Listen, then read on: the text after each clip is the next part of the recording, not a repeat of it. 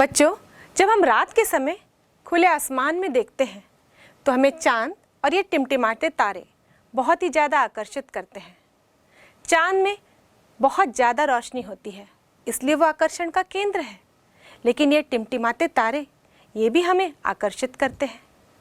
अगर इन तारों को हम देखें तो कुछ तारे हमें टिमटिमाते हुए नज़र आते हैं, पर इनमें से कुछ तारे ऐसे भी होंगे जो हमें टिमटिमाते नज़र नहीं आते। एक्चुअली वो तारे होते ही नहीं हैं। जो टिमटिमाते नहीं हैं वो खगोलीय पिंड होते हैं जिसे हम ग्रह कहते हैं। और ये ग्रह ऐसे पिंड होते हैं जिनमें स्वयं का प्रकाश नहीं होता, बल्कि वे किसी अन्य पिंड के प्रकाश को परावर्तित करते हैं और उसकी रोशनी हमारे आँखों तक पहुँचती है। ऐसा ही चांद भी है। चांद में भी स्वयं की रोशनी नहीं होती, वो भी किसी अन्य पिंड के, किसी दूसरे तारे के प्रकाश को रिफ्लेक्ट करते हैं जो हमारी आँखों तक पहुँचता है। लेकिन अगर तारों की बात करें तो ये स्वयं प्रकाशित होते हैं, सेल्फ ल्यूमिनस होते हैं, इनमें स्वयं की रोशनी होती है, फिर भी ये हमें टिमटिमाते नज़र आते हैं। एक्चुअली ये तारे हमसे बहुत दूर हैं और इसीलिए जब इनमें से आने वाला प्रकाश हमारे वायुमंडल की विभिन्न परतों से होकर हमारी आँखों में पहुँचता है तो वो हमें टिमटिमाते नज़र आते हैं। अगर हम तारों को ध्यान से देखें तो ये तारे विभिन्न समूहों में भी रहते हैं और इन समूह की विशेष आकृति होती है, जैसे कोई घरेलू वस्तु यानी चम्मच या फिर पशुओं की आकृति की भी होती है। और ऐसे तारों के समूह को हम तारामंडल कहते हैं, यानी कि कॉन्स्टेलेशन। और ऐसे ही यदि हम आकाश में देखें तो ढेर सारे तारों का समूह हमको देखने को मिलता है। यदि हम ब्रह्मांड से देखें तो ऐसे ही तारों की नदी हमको नज़र आती है और यूँ कहे कि दूध की बहती हुई गंगा नज़र आती है। और इसे हम अपनी गैलेक्सी यानी कि आकाश गंगा मिल्की वे के नाम से जानते हैं। और ऐसे ही बहुत सारी गैलेक्सी मिलके इस ब्रह्मांड का निर्माण हुआ है। हमारी गैलेक्सी यानी कि मिल्की वे, आकाश गंगा, इसमें एक और तारा है जिसे हम दिन में भी देखते हैं। अब आप सोचेंगे दिन में हमको कौन सा तारा नज़र आता है? तो सूर्य। सूर्य भी एक तारा ही है जिसकी रोशनी हम तक पहुंचती है और इस तारे को हम सूर्य के नाम से जानते हैं। इसीलिए जब मैं इसे तारा कह दूं तो आप कंफ्यूज हो जाते हैं कि तारे तो हम रात में ही देखते हैं, पर एक्चुअली सूर्य भी एक सेल्फ ल्यूमिनस ऑब्जेक्ट है जिसमें स्वयं का प्रकाश होता है। और ये ग्रह और ये चांद, ये दोनों ही इस सूर्य के प्रकाश से ही चमकते हैं और हमें आसमान में चमकते हुए दिखाई देते हैं। अब इस सूर्य के चारों ओर कुछ खगोलीय पिंड और हैं जो इसके चारों तरफ घूमते रहते हैं। इन्हें हम ग्रहों के नाम से जानते हैं और इनमें से ही एक ग्रह है पृथ्वी, जिस पे हम रहते हैं। तो चलिए बच्चों, इस ब्रह्मांड में हम जहाँ रहते हैं यानी कि सौर परिवार, इसकी सैर करते हैं। आप सभी ने रात में चांद तारों को देखा होगा और सबके मन में एक अलग अलग ख्याल भी आए होंगे। शायद ये भी सोचा होगा कि अंतरिक्ष में और क्या क्या है। इसी सोच ने जन्म दिया हमारी सबसे पुरानी विज्ञान की शाखा खगोल विज्ञान को, जिसमें हम ब्रह्मांड के बारे में जानते समझते हैं। आइए हम इसकी शुरुआत करें अपने ही सौर परिवार से, जिसमें हम रहते हैं। ग्रीष्म ऋतु की रातों में आकाश में एक दूधिया पट्टी दिखाई देती है। इसे आकाश गंगा कहते हैं। हमारी आकाश गंगा से दूर अंतरिक्ष में ऐसी कई आकाश गंगाएं फैली हैं।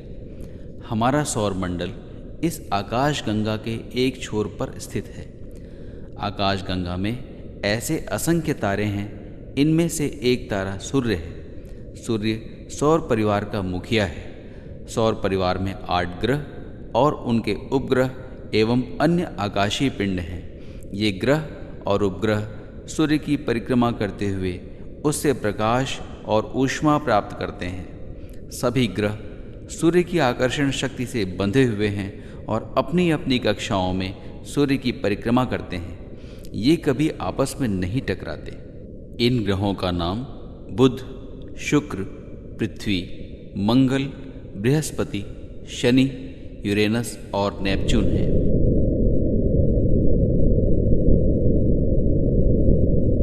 बुध यह सूर्य के सबसे पास है और हमारे चंद्रमा से कुछ ही बड़ा है। इसका कोई उपग्रह नहीं है। कभी कभी यह सुबह और शाम क्षितिज पर दिखाई देता है। सूर्य की परिक्रमा करने में इसे पृथ्वी के दिनों के अनुसार 88 दिन लगते हैं।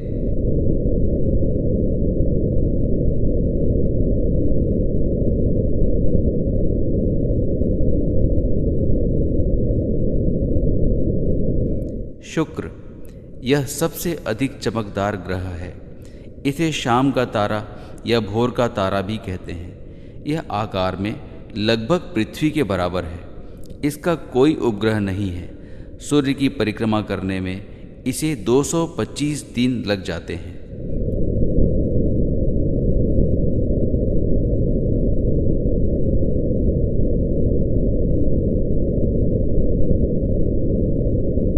पृथ्वी, इस पर जीवन पाया जाता है, इसलिए इसे जीवित ग्रह भी कहते हैं। इसका एक उपग्रह है चंद्रमा। सूर्य की परिक्रमा करने में पृथ्वी को 365 दिन और 6 घंटे लगते हैं।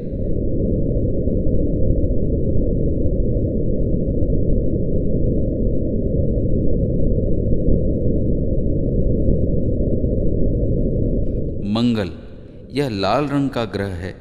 इसके 2 उपग्रह हैं। सूर्य की परिक्रमा करने में इसे 687 दिन लग जाते हैं।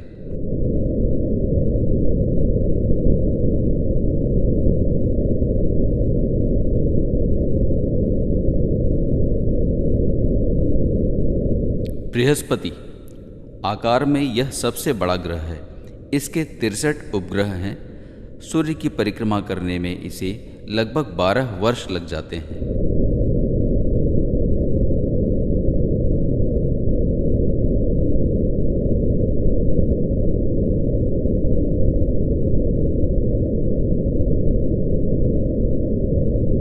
शनि, यह सौरमंडल का दूसरा सबसे बड़ा ग्रह है। इसके 62 उपग्रह हैं। इसके आसपास प्रकाश वलय यानी गैसीय छल्ला होने से सबसे सुंदर दिखाई पड़ता है। सूर्य की परिक्रमा करने में इसे 29 वर्ष 6 महीने लग जाते हैं।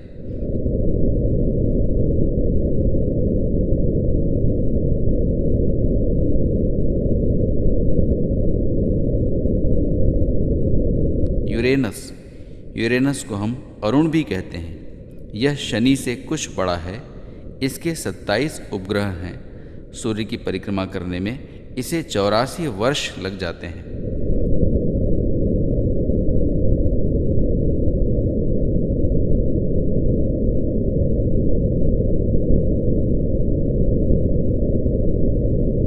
नेपच्यून, यह यूरेनस से छोटा ग्रह है। नेपच्यून को हम वरुण भी कहते हैं। इसके 13 उपग्रह हैं। सूर्य की परिक्रमा करने में इसे लगभग 165 वर्ष लग जाते हैं। हमारी पृथ्वी अपने अक्ष पर घूमते हुए सूर्य की परिक्रमा करती है। इसका अक्ष 23.5 अंश झुका है, जो कि पृथ्वी के दोनों ध्रुवों को मिलाने वाली एक काल्पनिक रेखा है। सभी ग्रह अपने अपने अक्ष पर घूमते हुए सूर्य की परिक्रमा करते हैं। चंद्रमा हमारी पृथ्वी का उपग्रह है, जो पृथ्वी की परिक्रमा करता है। चंद्रमा पृथ्वी से आकार में 1/4 है। इस पर न जल है न वायु। पृथ्वी पर वायुमंडल, जलमंडल, स्थलमंडल और जैवमंडल पाए जाते हैं। इस कारण पृथ्वी पर जीवन और वनस्पति का विकास हुआ है। इसलिए पृथ्वी को एक जीवित ग्रह भी कहते हैं। तो बच्चों, अभी आपने हमारे सौर परिवार को जाना। इस सौर परिवार में पहले 9 ग्रह हुआ करते थे, पर 24 अगस्त 2006 को इंटरनेशनल एस्ट्रोनॉमिकल यूनियन की मीटिंग हुई और उस बैठक में ग्रहों की नई परिभाषा दी गई और इस नई परिभाषा के अनुसार प्लूटो अब ग्रह से हटा दिया गया है और इस प्रकार अब हमारे सौरमंडल में 9 के बदले केवल 8 ही ग्रह हैं। बरसों से ही मनुष्य की जिज्ञासा इस ब्रह्मांड को जानने के लिए बनी रही है। ये दिन और रात का होना, ऋतुओं का परिवर्तन, सूर्य और चंद्र ग्रहण होना, ये प्राकृतिक घटनाएं मनुष्य को अपनी ओर आकर्षित करती रही हैं और इसीलिए अलग अलग खगोलीय वैज्ञानिकों ने अलग अलग थ्योरीज दिए हैं। यदि हम सुबह समुद्र के किनारे बैठे हों और खुले आसमान की ओर देख रहे हों, तब हमें ऐसा लगता है कि सूरज उदय हो रहा है, और हमारे देखते ही देखते ये सूरज धीरे धीरे हमारे सिर के ऊपर आ जाता है, और शाम होते ही ये सूर्य अस्त भी हो जाता है। तो देखने में ऐसा लगता है कि सूरज पृथ्वी के चक्कर लगा रहा है, क्योंकि ये सुबह से शाम तक अपनी स्थिति को बदल चुका होता है। और इसीलिए ही यूनान के एक खगोलीय वैज्ञानिक टॉलमी ने अपनी बुक अल्माजिस्ट में लिखा था कि पृथ्वी केंद्र है और सारे खगोलीय पिंड इस पृथ्वी के चक्कर लगा रहे हैं। टॉलमी ने जियोसेंट्रिक थ्योरी की कल्पना की थी, यानी कि भू केंद्रीय सिद्धांत दिया था, और उनके अनुसार पृथ्वी के चारों ओर सारे खगोलीय पिंड चक्कर लगा रहे हैं, चाहे वो सूर्य हो चाहे वो चांद। चांद भी हमें ऐसे ही नजर आता है। चांद भी अपनी स्थिति को परिवर्तित करते हुए हमें नजर आता है पृथ्वी से। तो टॉलमी के अनुसार पृथ्वी स्थिर है और सारे खगोलीय पिंड पृथ्वी के चारों ओर चक्कर काट रहे हैं। और पृथ्वी के चारों ओर चक्कर काट रहे हैं, इसका मतलब पृथ्वी में कुछ ना कुछ तो ऐसा है जो बाकी खगोलीय पिंडों को बांध कर रखा है। और उनके अनुसार पृथ्वी में एक आकर्षण शक्ति थी, जिसके कारण सूरज और चंद्रमा और अन्य तारे उनके चारों ओर चक्कर काट रहे थे। लेकिन 1543 में पोलैंड के खगोलीय वैज्ञानिक निकोलस कोपरनिकस ने हेलिसेंट्रिक थ्योरी दी, यानी कि सूर्य केंद्रीय सिद्धांत दिया, और उनके अनुसार पृथ्वी सूर्य के चारों ओर चक्कर लगा रही है। मतलब उनके अनुसार सूर्य स्थिर है और सारे खगोलीय पिंड यानी कि ग्रह इस सूर्य के चारों ओर चक्कर लगा रहे हैं। और आगे चल के इटली के खगोलीय वैज्ञानिक गैलीलियो ने भी कोपरनिकस की थ्योरी को सपोर्ट किया, और इसके अनुसार अब सूर्य स्थिर है और बाकी सारे ग्रह और खगोलीय पिंड सूर्य के चारों ओर चक्कर लगा रहे थे। अब सूर्य स्थिर है और बाकी सारे ग्रह उसके चारों ओर चक्कर लगा रहे हैं, इसका मतलब अब सूर्य में आकर्षण शक्ति है, जिसके कारण वो सभी ग्रहों को, खगोलीय पिंडों को अपने से बांध के रखी है, और ये सारे उसके चक्कर लगाने के लिए बाधित हैं। इसके बाद इंग्लैंड के एक वैज्ञानिक, जिन्हें हम फादर ऑफ फिजिक्स यानी भौतिकी के जनक के नाम से जानते हैं, सर आइजैक न्यूटन, ये एक सेब के पेड़ के नीचे बैठे थे और अचानक एक सेब पेड़ से टूटकर उनके सिर पर आ गिरा, और इस टूटते हुए सेब ने सर आइजैक न्यूटन के दिमाग में क्वेश्चन डाला कि यह सेब टूटकर नीचे ही क्यों आया, ये सेब टूटकर ऊपर क्यों नहीं गया। और उसके बाद सर आइजैक न्यूटन ने ढेर सारे प्रयोग किए, और उन प्रयोगों के बाद ये निष्कर्ष निकाला कि पृथ्वी में आकर्षण क्षमता है, वो किसी भी वस्तु को अपनी ओर आकर्षित करती है, और इस आकर्षण बल का नाम ही उन्होंने गुरुत्वाकर्षण बल दिया। और इस प्रकार हम देखें कि कभी थ्योरी में हमने ये देखा कि पृथ्वी के चारों ओर सारे खगोलीय पिंड घूम रहे हैं, कभी हमने देखा सूर्य के चारों ओर सारे खगोलीय पिंड घूम रहे हैं।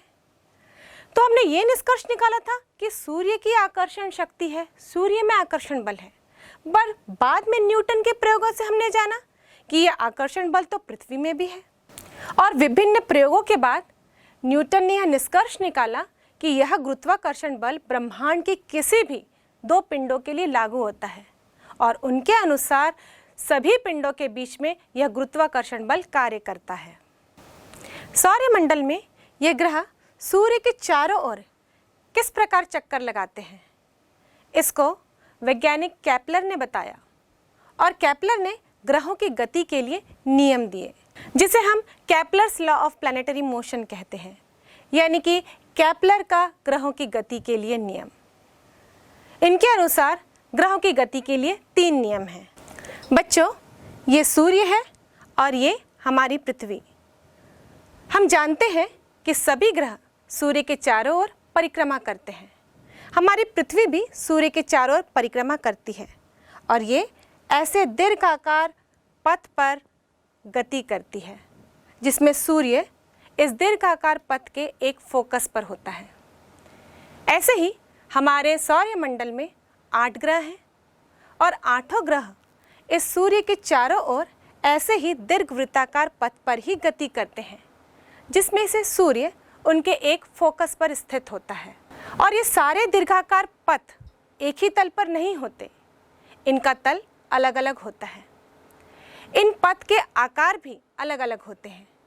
जैसे कि सूर्य का सबसे नज़दीक ग्रह बुध है, तो इसका दीर्घाकार पथ छोटा होता है, और सबसे दूर का ग्रह नेपच्यून है, तो इसके दीर्घाकार पथ का आकार अधिक होता है।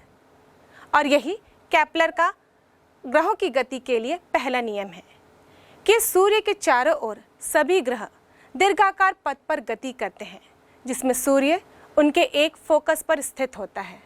और इसीलिए केपलर के ग्रहों की गति के पहले नियम को हम कक्षा का नियम कहते हैं, लॉ ऑफ ऑर्बिट। बच्चों, ये सूर्य है और ये पृथ्वी। पृथ्वी सूर्य के चारों ओर दीर्घाकार पथ पर गति कर रही है, और इसीलिए कभी पृथ्वी सूर्य के पास होती है और कभी पृथ्वी सूर्य से दूर होती है।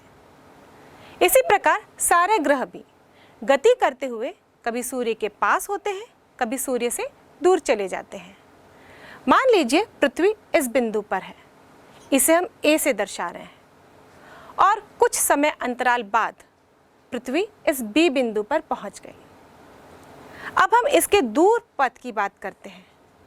मान लीजिए पृथ्वी इस सी बिंदु पर है, और उतने ही समय अंतराल बाद पृथ्वी इस डी बिंदु पर आ गई। हम यहाँ देख सकते हैं कि हमने समय अंतराल समान लिया था, लेकिन जब पृथ्वी सूर्य के पास थी तो इसने ज़्यादा दूरी तय की। इसका रेखीय विस्थापन अधिक था। जब हम देख रहे हैं कि ये दूर थी तो इसका रेखीय विस्थापन कम था, मतलब ए बी सी डी की तुलना में अधिक है। अब हम देखते हैं कि ए बी सूर्य के साथ कितना क्षेत्रफल बनाती है।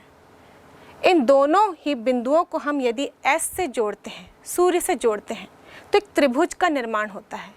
एक क्षेत्रफल पृथ्वी इस सूर्य के सापेक्ष कवर कर रही है। वैसे यहाँ हम देखें सी और डी को यदि हम सूरज के साथ जोड़ते हैं तो ये भी एक त्रिभुज का निर्माण कर रहे हैं, और यहाँ भी हम देखें तो पृथ्वी सूर्य के सापेक्ष एक क्षेत्रफल कवर कर रही है। बच्चों, ये दोनों ही क्षेत्रफल समान होते हैं, यानी area of triangle S A B is equal to area of triangle S C T. और इस प्रकार हम देखें कि समान समय अंतराल में भले ही इनके रेखीय विस्थापन अलग अलग हैं, लेकिन इसके द्वारा कवर किया गया क्षेत्रफल समान होता है। या दूसरे शब्दों में हम यूँ कह सकते हैं कि इसका क्षेत्रीय वेग समान होता है। और यही ग्रहों की गति के लिए केपलर का दूसरा नियम है, जिसके अनुसार सूर्य के चारों ओर गति करते हुए किसी भी ग्रह का क्षेत्रीय चाल एक समान होता है, और इसे हम लॉ ऑफ एरिया या क्षेत्रफल का नियम कहते हैं। बच्चों, सूर्य के चारों ओर किसी भी ग्रह की गति हम देखें तो ये दीर्घाकार वृत्त के रूप में है। अब यहाँ पर सूरज से इस ग्रह की दूरी अलग अलग होगी, कभी ये पास है और कभी ये दूर है। इस प्रकार हम देखें तो ग्रहों की दूरी सूर्य से अलग अलग होगी। मान लीजिए इसकी औसत दूरी हम r लेते हैं, और इस ग्रह को सूर्य के चारों ओर चक्कर लगाने में जितना समय लगता है उसे हम परिक्रमण काल, परिभ्रमण काल और टाइम पीरियड के नाम से जानते हैं। मान लीजिए टाइम पीरियड t है, तो केपलर के ग्रहों की गति के तीसरे नियम के अनुसार सूर्य के चारों ओर गति करते हुए किसी भी ग्रह का परिक्रमण काल का वर्ग उसकी औसत त्रिज्या के घन के समानुपाती होता है। और इसलिए ही केपलर की ग्रहों की गति के तीसरे नियम को हम लॉ ऑफ टाइम पीरियड यानी कि परिभ्रमण काल का नियम भी कहते हैं, जिसके अनुसार t² is directly proportional to r³। और जब समानुपातिक चिन्ह हटाते हैं, हम बराबर का चिन्ह लगाते हैं तो एक नियतांक लिखते हैं। यहाँ पर हम नियतांक को k से प्रदर्शित करते हैं वैज्ञानिक केपलर के नाम के आधार पर, और इसलिए t square is equal to kr cube, यानी कि परिभ्रमण काल का वर्ग बराबर k इंटू औसत दूरी का घन। तो बच्चों, अभी हमने केपलर के ग्रहों की गति के तीनों नियमों को जाना, तो चलिए इसी आधार पर कुछ आंकिक प्रश्न बनाते हैं। सूर्य के परितः नेपच्यून की कक्षा की औसत त्रिज्या पृथ्वी की कक्षा की औसत त्रिज्या की 30 गुनी है। नेपच्यून की परिभ्रमण काल की गणना कीजिए। इस प्रश्न में दोनों की कक्षा को गणना की दृष्टि से वृत्तीय माना जाएगा, इसलिए इस प्रश्न के हल में हम लिख सकते हैं, दिया गया है Rn यानी कि नेपच्यून की कक्षा की औसत त्रिज्या और Re यानी कि अर्थ पृथ्वी की कक्षा की औसत त्रिज्या का अनुपात 30 है। हम जानते हैं कि पृथ्वी को सूर्य के चारों ओर एक चक्कर लगाने में 1 वर्ष लगते हैं, यानी कि पृथ्वी का परिक्रमण काल 1 साल का है, इसलिए हम Te बराबर 1 वर्ष लिख सकते हैं। और केपलर के नियम से टी स्क्वायर समानुपाती होता है r क्यूब के, इसलिए हम लिख सकते हैं Tn का स्क्वायर अपॉन Te का स्क्वायर इक्वल टू Rn का क्यूब अपॉन Re का क्यूब, और यहाँ से Tn का स्क्वायर बराबर हो जाएगा Te का स्क्वायर ब्रैकेट के अंदर Rn अपॉन Re का होल क्यूब, और यहाँ पर हम मान लिख देंगे तो होगा Tn का square equal to 1 square bracket के अंदर Rn अपॉन Re का मान 30 है, क्योंकि ये अनुपात तो दिया गया है कि पृथ्वी की कक्षा की औसत त्रिज्या से नेपच्यून की कक्षा की औसत त्रिज्या 30 गुनी है, इसलिए हम यहाँ पर 30 लिख देंगे। 30 का क्यूब करेंगे तो 27,000 मिलेगा, और इस प्रकार Tn स्क्वायर बराबर 27,000 होगा और Tn बराबर रूट अंडर 27,000 यानी कि 30 रूट 30, और इसे यदि हम सॉल्व करते हैं तो 164.3 ईयर्स आएंगे। तो इस प्रकार नेपच्यून को सूर्य के परितः एक चक्कर लगाने में, यानी कि उसका परिक्रमण काल 164.3 ईयर्स का होता है। प्रश्न, किसी ग्रह की उपसौर स्थिति A में सूर्य से दूरी R1 तथा चाल V1 है। अपसौर स्थिति B में सूर्य से दूरी R2 तथा चाल V2 है। इन राशियों में संबंध स्थापित कीजिए। क्या ग्रह को CAD तथा DBC पथ तय करने में समान समय लगेगा? सबसे पहले इसे हम चित्र अनुसार समझते हैं। यहाँ पर हम दो स्थिति देख रहे हैं। एक सूरज के निकट वाली स्थिति जिसे हम A से दर्शा रहे हैं, इसे उपसौर स्थिति कहते हैं। सूरज से दूर वाली स्थिति इसे हम अपसौर कहते हैं, इसे हम B से दर्शा रहे हैं। यहाँ पर सूरज से दूरी उपसौर स्थिति की R1 है और अपसौर स्थिति की R2 है। तो इस प्रकार हमने चित्र अनुसार दर्शा लिया। अब यहाँ पर हम दो बिंदु देख रहे हैं, C और D।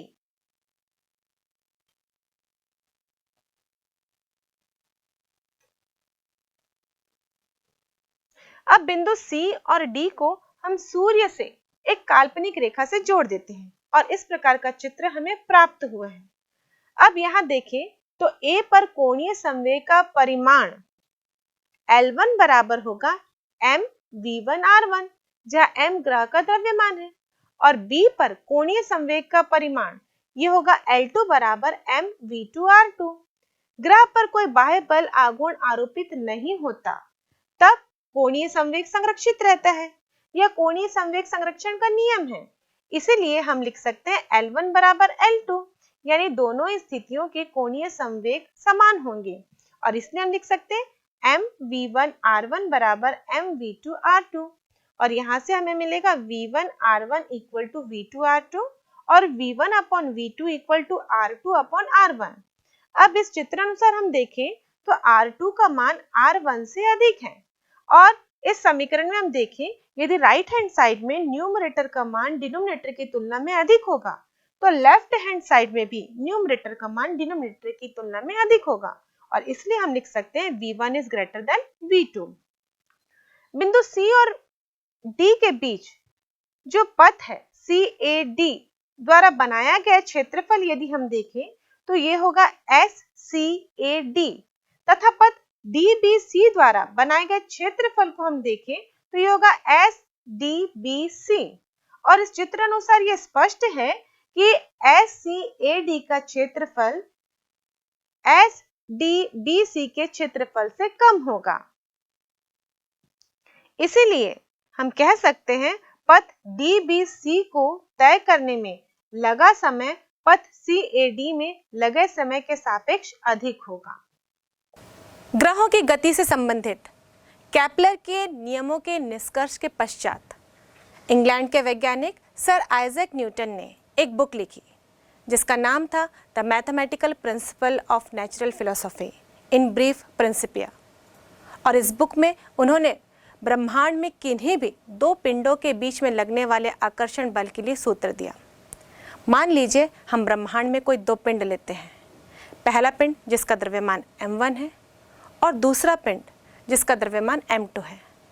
मान लीजिए इस दोनों पिंडों के बीच की दूरी r है, तो ये दोनों ही पिंड एक दूसरे को आकर्षित कर रहे होंगे और यूँ कहें कि पहला पिंड दूसरे पिंड में जितना आकर्षण बल डाल रहा होगा दूसरा पिंड भी पहले पिंड पर उतना ही आकर्षण बल डालता है। अब ये जो आकर्षण बल है ये दो तथ्यों पर निर्भर करता है, पहला तो इन पिंडों के द्रव्यमान पर और दूसरा इन पिंडों के बीच की दूरी पर। मान लीजिए इन दोनों पिंडों के द्रव्यमान m1 और m2 है, तो न्यूटन के अनुसार इन दोनों पिंडों के बीच में लगने वाला आकर्षण बल इन दोनों पिंडों के द्रव्यमान के गुणनफल के समानुपाती होता है और साथ ही इन दोनों पिंडों के बीच की दूरी के वर्ग के व्युत्क्रमानुपाती होता है। यानी कि हमको यहाँ से दो समीकरण प्राप्त होंगे और इन दोनों समीकरणों को यदि हम कंबाइन करें, एक साथ लिखें, तो हम लिखेंगे F समानुपाती है m1 into m2 upon r square के। और जब हम समानुपाती का चिन्ह हटाते हैं तो एक नियतांक लगाते हैं। यहाँ पर इस समानुपातिक नियतांक को हम g से प्रदर्शित कर रहे हैं और ये सूत्र हो जाता है F equal to G m1 into m2 upon r square. और g ये जो समानुपातिक नियतांक है इसे हम यूनिवर्सल ग्रेविटेशनल कांस्टेंट कहते हैं, यानी कि सार्वत्रिक गुरुत्वाकर्षण का नियतांक। और इसे सार्वत्रिक गुरुत्वाकर्षण का नियतांक इसलिए कहा जाता है क्योंकि ये ब्रह्मांड में किन्हीं भी दो पिंडों के बीच लगने वाले आकर्षण बल के लिए नियत रहता है। हम कोई भी पिंड लें, उसकी आकृति, प्रकृति, उसके आकार इस पर निर्भर नहीं करता और ना ही इस बात पर निर्भर करता है कि दोनों पिंडों के बीच में माध्यम क्या है। अगर हम पृथ्वी में दो पिंडों के बीच की बात करें तो यहाँ तो माध्यम वायु होगा, या फिर यदि दो पिंड जल के अंदर होंगे तो माध्यम जल भी हो सकता है। लेकिन यदि हम ब्रह्मांड में किन्हीं दो पिंडों के बीच की बात करें तो सारे ब्रह्मांड में निर्वात है, यहाँ वायु भी नहीं है। इन पिंडों के लिए भी गुरुत्वाकर्षण का मान नियत ही रहेगा और इसीलिए इसे सार्वत्रिक गुरुत्वाकर्षण नियतांक कहते हैं। और ये सार्वत्रिक गुरुत्वाकर्षण नियतांक एग्जामिनेशन पॉइंट ऑफ व्यू से भी बहुत इंपॉर्टेंट टॉपिक है। इसकी परिभाषा लिखने को भी आती है, इसका मात्रक एवं विमीय सूत्र भी आपको एग्जाम में देखने को मिलेगा। इवन आप किसी कॉम्पिटिटिव एग्जाम की बात करते हैं, जैसे कि आप मेडिकल या इंजीनियरिंग की तैयारी कर रहे हैं, तो उसमें भी इस सार्वत्रिक गुरुत्वाकर्षण नियतांक का मात्रक या विमीय सूत्र पूछा जाता है। तो सबसे पहले हम इस यूनिवर्सल ग्रेविटेशनल कांस्टेंट की परिभाषा देखते हैं। सूत्र अनुसार हमने देखा F equal to G m1 m2 upon r square.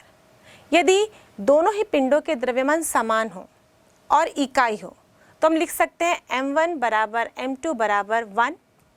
और मान लीजिए दोनों पिंड एक दूसरे पर से इकाई दूरी पर स्थित हो तो हम r बराबर भी 1 लिखेंगे।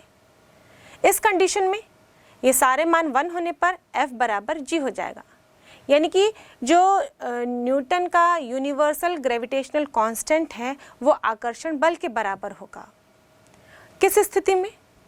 जब दोनों ही पिंड इकाई द्रव्यमान के हैं और एक दूसरे से इकाई दूरी पर स्थित हो। तो इस प्रकार जब न्यूटन के सार्वत्रिक गुरुत्वाकर्षण नियम की परिभाषा लिखनी हो तो हम इस प्रकार लिख सकते हैं कि न्यूटन का सार्वत्रिक गुरुत्वाकर्षण नियतांक उस आकर्षण बल के बराबर होता है जो दो इकाई द्रव्यमान की पिंडों पर इकाई दूरी पर स्थित होने से एक दूसरे पर आरोपित करते हों। तो इस प्रकार बच्चों आप फॉर्मूले से ही किसी भी क्वांटिटी की परिभाषा भी लिख सकते हैं। यदि हम इस सूत्र में g का मान निकालना चाहें तो g बराबर होगा F(r²) upon m1 into m2। यहाँ पर हमने त्रियक गुणन किया है और g का मान निकाला है। अब इसका SI मात्रक देखते हैं हम। SI मात्रक में बल का मात्रक होता है न्यूटन और r यानी दूरी का मात्रक होगा मीटर, तो यहाँ लिखेंगे मीटर स्क्वायर। जबकि द्रव्यमान का मात्रक होता है kg, तो यहाँ पर हो जाएगा kg स्क्वायर। तो g का SI मात्रक होगा newton metre square upon kg square. जबकि CGS मात्रक देखें तो बल का CGS मात्रक होता है डाइन, दूरी का सेंटीमीटर और द्रव्यमान का ग्राम होता है। तो सार्वत्रिक गुरुत्वाकर्षण नियतांक का CGS मात्रक होगा dyne centimetre square upon gram square. और जैसा कि मैंने पहले ही बताया कि ये गुरुत्वाकर्षण नियतांक यूनिवर्सल है, सार्वत्रिक है, तो एक इसका निश्चित मान है और यह मान बच्चों आपको याद भी रखना है, क्योंकि इस टॉपिक से रिलेटेड न्यूमेरिकल क्वेश्चन भी आते हैं और उसमें g का मान नहीं दिया जाता, आपको ये मान याद रखना पड़ता है। तो g का मान होता है 6.67 into 10⁻⁻11 newton metre square upon kg square. अब इसका विमीय सूत्र देखते हैं। बल का विमीय सूत्र होता है mL(T)-2। जबकि लंबाई के लिए हम L लिखते हैं तो r² के लिए हम L² लिखेंगे। द्रव्यमान का विमीय सूत्र होता है m, तो हम यहाँ m इंटू m लिखेंगे। अब इसको सिंप्लीफाई करते हैं। यहाँ हम देख रहे हैं न्यूमरेटर में L है और L² है, ये दोनों गुणा हो जाएंगे। इसको सिंप्लीफाई करेंगे तो इन दोनों L के पावर ऐड हो जाएंगे, तो हम यहाँ पर लिखेंगे m L⁻³ T-2, जबकि नीचे हम लिखेंगे m²। अब इसको सरल करेंगे, ऊपर m है नीचे m² है, तो ये हो जाएगा m⁻1-2 यानी कि m⁻−1। और इस प्रकार g का विमीय सूत्र होगा m-1 L3T-2। और जैसा कि बच्चों मैंने आपको बताया कि इस टॉपिक से रिलेटेड एग्जाम में न्यूमेरिकल क्वेश्चन भी आते हैं, तो चलो इस पर आधारित एक न्यूमेरिकल क्वेश्चन बनाते हैं। प्रत्येक 100 kg के दो पिंड पृथ्वी की सतह पर एक दूसरे से 1 मीटर की दूरी पर स्थित हैं। उनके मध्य लगने वाले आकर्षण बल की गणना कीजिए। इस प्रश्न में दिया गया है दो पिंड दोनों ही समान द्रव्यमान के हैं, तो m1 बराबर m2 इक्वल टू 100 kg लिखेंगे, d बराबर 1 मीटर है और g का मान तो आपको याद रखना ही पड़ेगा। g equal to 6.67 into 10⁻⁻11 newton metre square प्रति kg स्क्वायर। अब सूत्र अनुसार F equal to g m1 m2 upon r² होता है। इस सूत्र में पूरे मान को रखने पर हमें मिलेगा 6.67 इंटू 10⁻⁻11 इंटू 100 इंटू 100 अपॉन 1²। और जब इसे सॉल्व करेंगे तो हमें मिलेगा 6.67 इंटू 10⁻⁷ न्यूटन।